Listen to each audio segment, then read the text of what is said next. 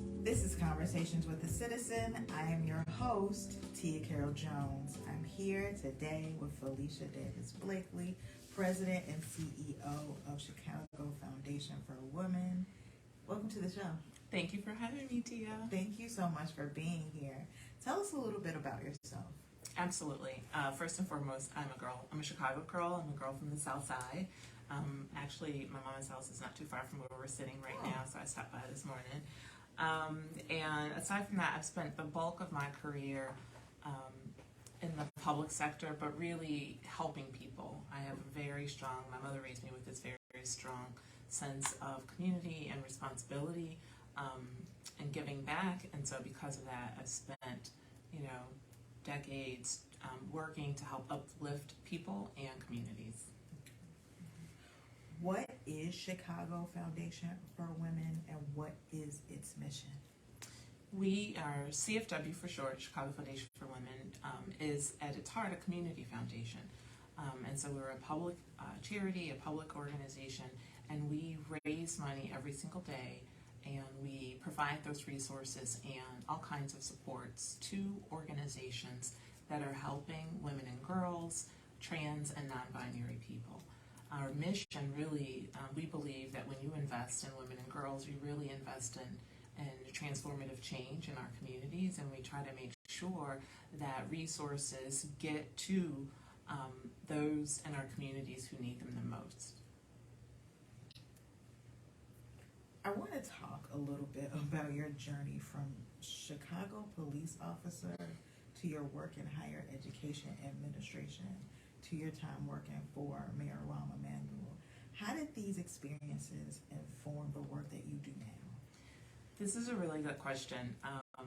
Because I'll start with the last question you asked me, because the first thing that really informs the work that I do now is growing up as a black girl in the South Side of Chicago, riding public transportation, going to public schools, as a family being on public benefits, and so all of that's a lot of policy. There were a lot of intersections there with government and other actors, and also just being in community and seeing how our community is invested in. My time, I spent 10 years on the Chicago Police Department in the 90s, from 1991 to 2001, and 8 of those years as a violent crimes detective investigating sex-related offenses. And so most of the survivor victims and most of the people that I worked with were women, right, and who had been harmed, and who really, as I saw the work, and the responsibility was to try to help them get justice, to try to help them find the person who's caused harm, and and also in some way, which isn't a mandate of CPD, but in my own mandate is some way to start like the healing process, because those things are very traumatic for women and their families. And so all of those things, my time in the police department, my time at City Hall, which was really important because you don't get many opportunities to work at the scale of city government, city operations. And when you work at that scale, you have the opportunity to make an impact that is very large and impact our communities in such substantial ways. And so all of those things, my time in higher education, making sure that people have educational opportunities and really trying to create equity in higher ed. There are a lot of barriers in higher ed when it comes to, the disparities play themselves out today. Degree attainment, student loan debt, overwhelmingly women carry the bulk of student loan debt. And so in higher education, who's the professor, right? Who's teaching? Who's in that chair? And so working on equity in higher ed. So all of those things come together for me in the work that I get to do every day at Chicago Foundation for Women. Why are you so passionate about transforming the lives of others? I think it starts with, me as a kid growing up on the South Side. I lived, as I had said earlier, I lived in public housing. And I remember my mother had dropped out of high school when she became pregnant with me. So this is an important part of the story, which meant that she, like many women today, struggled to make ends meet and to provide for basic, I get a little teary when I think about it, and to provide for some of the basic necessities for our families, our family. And then also just, I remember seeing her like navigate systems. But the other thing that I saw were people in our community. There were a lot of Black women in our community who wrapped around my mom. She was a young mother who, like, baby girl, you need to know this or you need to know that, right? Who really, and it's the spirit of community. And consequently, because they wrapped around her, they wrapped around me. And then there were other people who created opportunities for me. And so my life is different today because I can see the footprints of all those people. And I feel a responsibility then to pay that forward, and to make sure that, First Lady Michelle Obama said, when you walk through the door of opportunity, do you close it behind you or do you reach your hand back and pull somebody else through the door? And I see my life's work as a continual pulling other people through the door and creating opportunities. Great, thank you for sharing that. What are some initiatives Chicago Foundation for Women has launched in the last couple of years, and how have those initiatives benefited women and girls in Chicago? We are we are a small but mighty team over at CFW, and it's just great to work with a group of women who are equally committed to the mission. And so some of the initiatives we've launched recently, in 2017, we launched the Inglewood Women's Initiative. It's a place-based strategy. We didn't think of it ourselves. We are very much tied to making sure that we listen to community voice and that we're there in a way that other actors are not. We do not pretend to come into a community and say, this is what you need. We sit and we listen to the community that tells us what they need, and we work with that. And so the Inglewood community had created a quality of life plan, and in that plan, one of the pillars was really about economic security and mobility for women and their families. And we worked with members of the community organizations based in Inglewood, like Teamwork Inglewood and others, to really create a wraparound, holistic approach with lots of services that women, mental health services, domestic violence services, support services, workforce training and development services, emergency services like direct cash transfer, like emergency rent and things like that, so that we could help women stop the cycle of continuing to fall into further into poverty. And this wraparound approach has been really critical, especially during COVID, because a lot of things dried up, and especially in the first year, and it really provided safety net and supports, legal services for eviction relief and those types of things.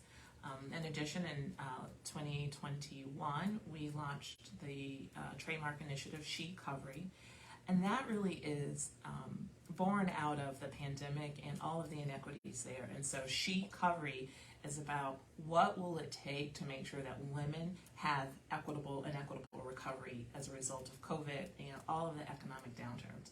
And there were 4 pillars in She Covery: address the eviction crisis, getting women back to work, caring for our caregivers, as well as demanding an anti-racist healthcare system. Like, all of those things are extremely important.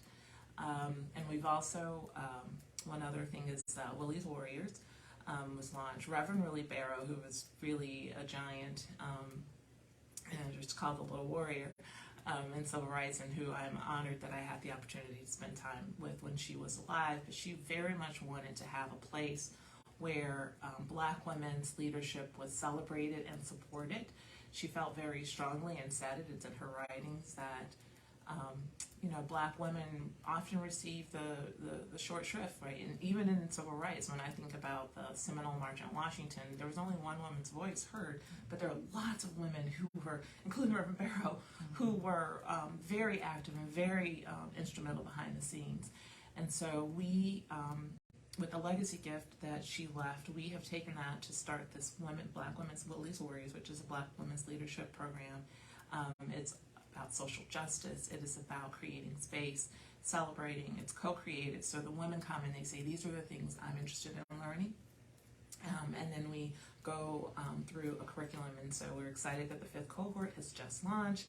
They had their first in-person learning session, and we're so happy to be back in person again. It just really adds to the richness of this community. And so those are a few things.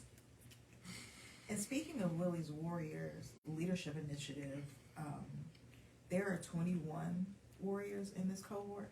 How were they chosen? Yes, so it's a competitive process in the sense that we get a lot of applications, and what we're looking for in our Marlene Johnson, who is our program officer for Women's Leadership Development, she leads this work. We have a very strong advisory board who helps to support the work as well. What we were looking for are women who are already making impact in their communities, and it is open to any Black woman in any sector. So you have people who perhaps are in banking or finance or real estate, but also a lot of people who are already working in community and healthcare and those types of things.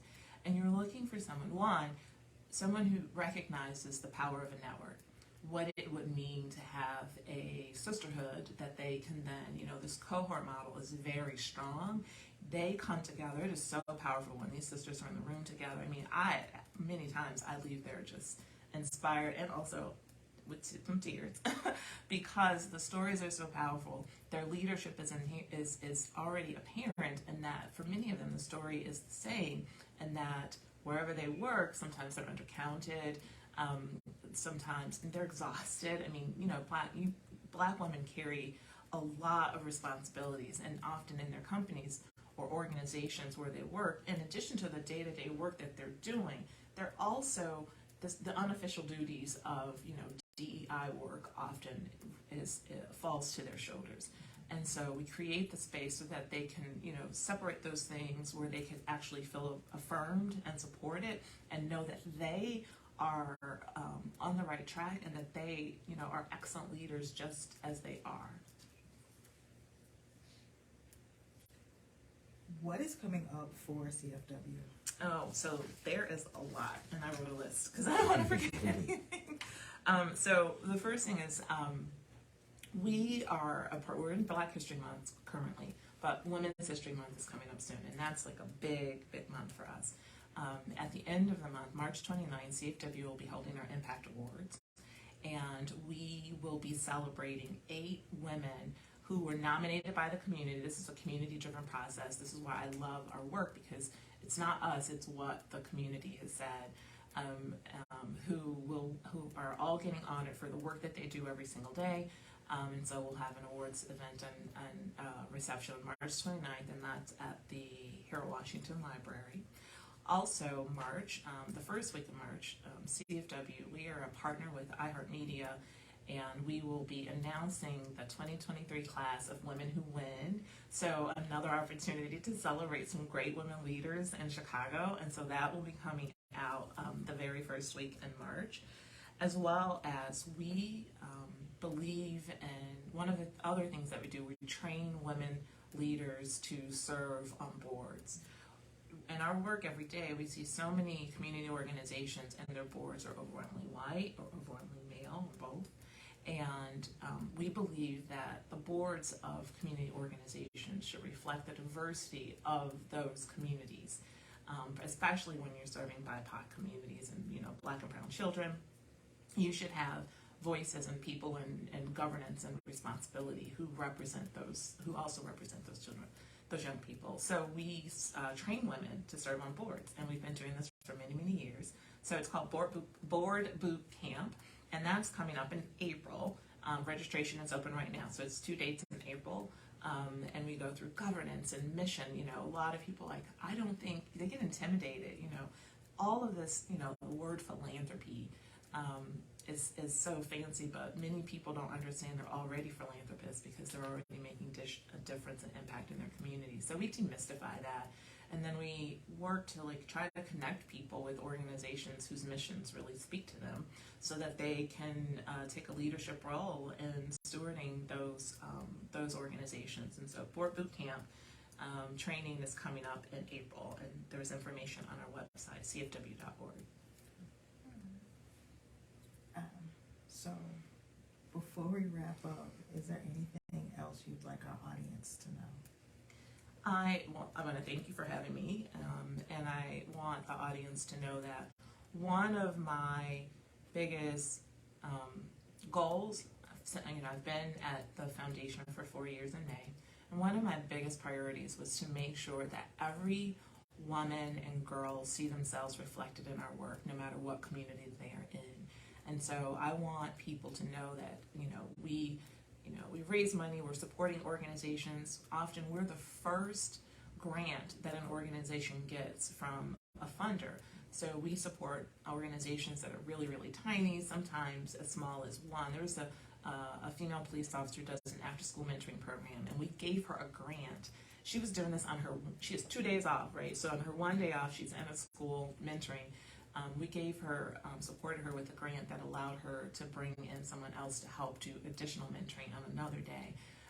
So we support small organizations and leaders, and so I want people to think about that. And if you have a program that's, you're working in economic security for women, gender-based, preventing gender-based violence, or healthcare access, working with young people, young women, girls, trans or non-binary people, think about us as a resource. We have all kinds of training as well available. And so CFW.org if people want to get more information. And if you are inclined to support our work, CFW.org, we raise money every day, and as I say, we're good stewards, and that money will be put to good use. Great. Well, thank you so much for being here. Thank you for having me. Remember to make plans to join us again next week for Conversations with the Citizen, the place where real